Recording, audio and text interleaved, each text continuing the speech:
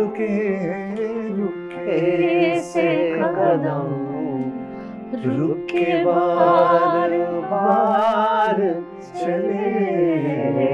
দেখো ল্যান্ডিং দেখো। আমার কথা হচ্ছে যে তোমার শুনতে হবে বাবা, তুমি দাম করে বলে দিলে কি হবে? ফিউশন ফিউশন হ্যান ত্যান।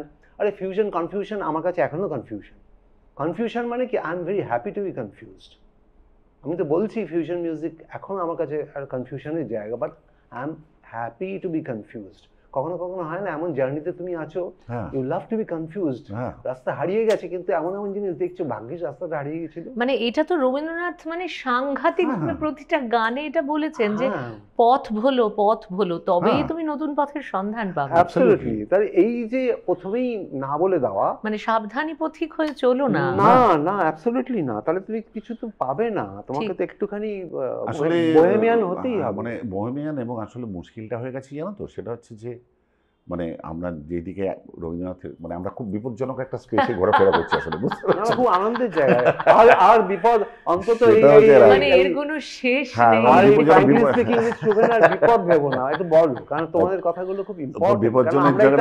এড়িয়ে না এই জায়গাটা হয়েছে, এমন জায়গায় এসেছি না বাবা আমার কি দরকার, হ্যাঁ আমাদের বড় দরকার। তারপরে চারটে লোক যদি বোঝে আমরা কি বলতে চাইছি, দ্যাটস না, আমাদের তো কিছু, আমরা কাউকে তো পার্সোনালি অ্যাটাক করছি না।